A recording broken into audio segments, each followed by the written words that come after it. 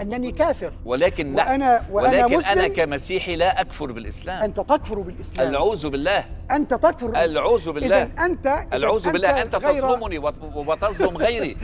نحن لا نكفر بالإسلام. ده الأسلوب الجميل للكنيسة، إنها تقول أنت غير مؤمن وما بتقولش يا كافر. ده أسلوب كده، لكن لا، غير مؤمن. لقد كفر الذين قالوا إن الله ثالث ثلاث. من قال؟ الله عز وجل قال لقد كفر الذين قالوا إن الله.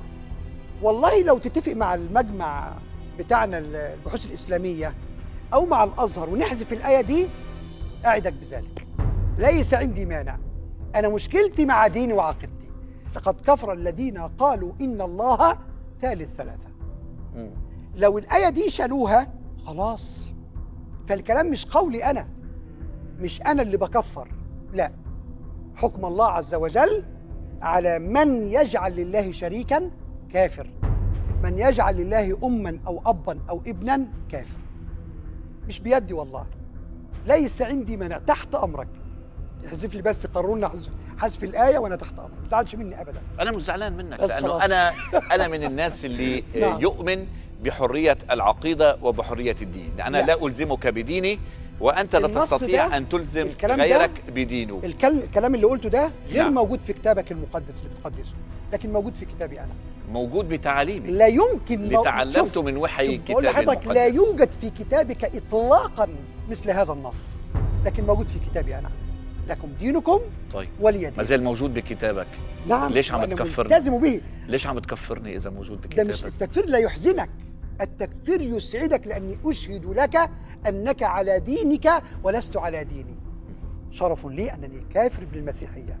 أنا أي وشرف شخص للمسيحي. أنا أي شخص يؤمن بالله سبحانه وتعالى هو إنسان مؤمن وليس بكافر. مؤمن بالله. مؤمن بالله. خلاص. بسألك سؤال على الملأ كده. خلاص.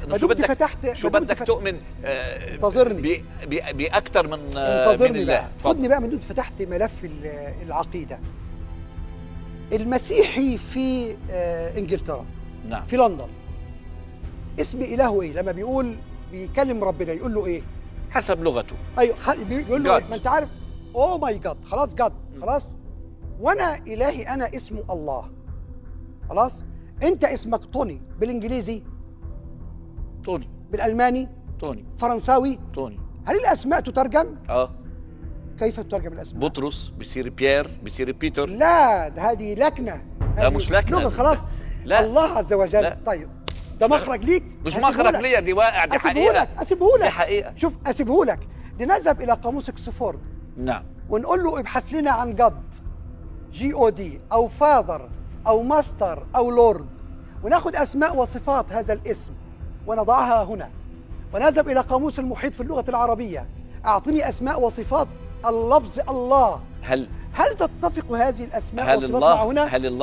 هل الله لشعوب اوروبا يختلف عن الله للشعوب العربيه وشعوب امريكا؟ كيف؟ خبرني كيف. انا بقول لك اهو، ارجع لقاموس لاروس. بالاسم. ارجع لقاموس لاروس. من خالق هذا الكون؟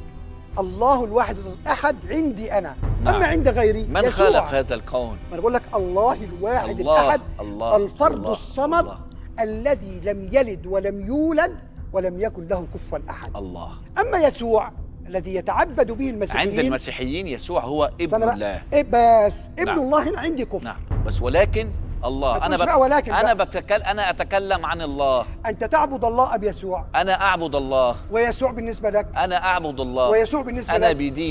أنا بديني يسوع هو محور ديني. كما يسوع الله ولا ابن الله؟ أنا أعبد الله.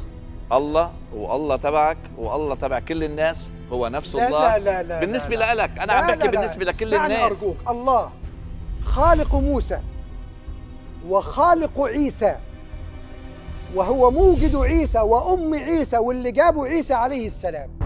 الله هو الذي أوجده نبيا عبدا مرسلا من عنده. إذا ألهته يبقى الله بتاعك مش الله بتاعي. الله بتاعي واحد أحد، عندك آب وابن وروح قدس، إله واحد آمين.